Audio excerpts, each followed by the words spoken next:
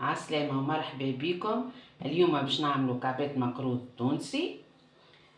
عندنا المكونات: سميد الجويد والسميد المتوسط والفارين وشوية ملح وزيت الزيتونة سخون.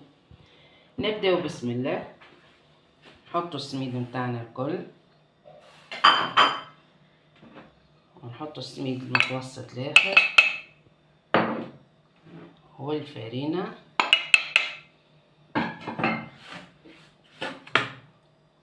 والملح تاعنا. خلطوهم المكونات الكل هكا.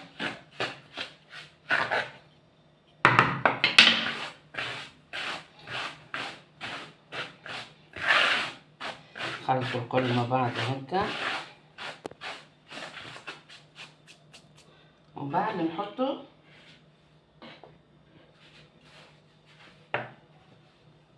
الزيت سخون. بسم الله.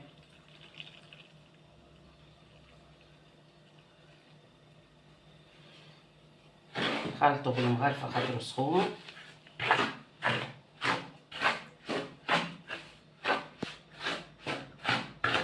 ماذا بينا يكون زيت زيتونة خير.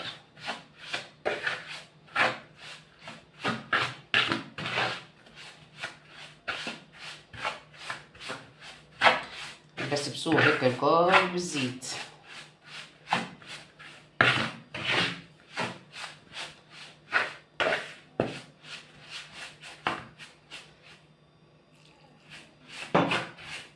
نرجع لكم شويه اخرى بعد ما نكمل نخلطوه بالكدا. كملنا خلطناه لين يولي هكا، كي هكا تكعبرو هكا في يدك يتلم هكا هكاكا. نوليو نخليوه يرتاح.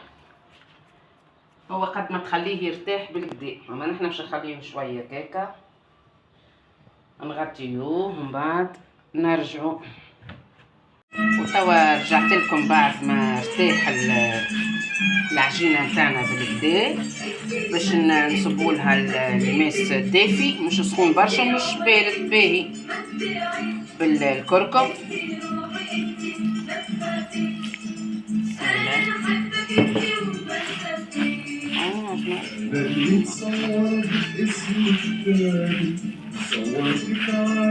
ونرجع لكم شويه اخرى حتى نكمل العجين.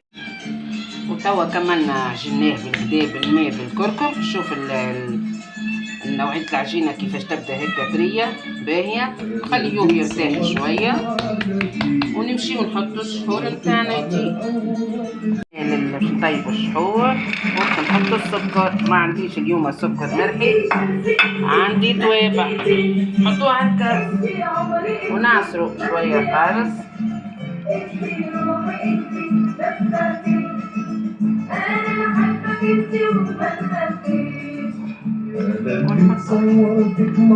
ونمشيو توا باش نخلطو التمر. وتوا باش نعجنو التمر نتاعنا، باش نحطولو الجلجلال، نحطولو القرفة مرحية وشوش ورد، ونصبولو الزيت ونبداو نعجنو فيه.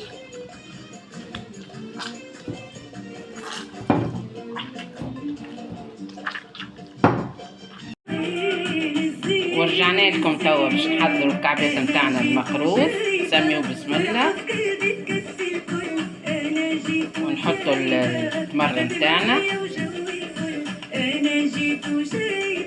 العجينه طريه ما نحكي لكمش محلاها.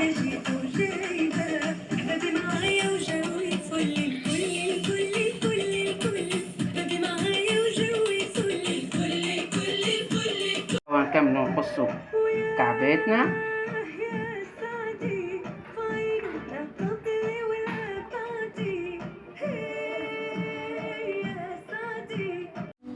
ونبداو نقليو توا في كعبة المخروض نتاعنا. بسم الله.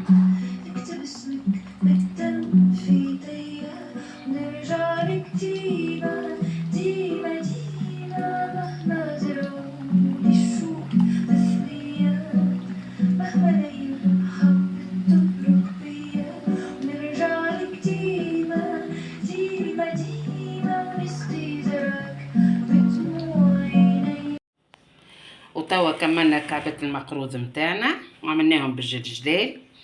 وهذايا صحاين البسكوت ودتني بيه خيتي صغيرة جات بحذايا العشية. ان شاء الله ينال اعجابكم، ما تنساوش تتابعوني على قناتي، وان شاء الله نتقابلوا في فيديو اخر. سلامة.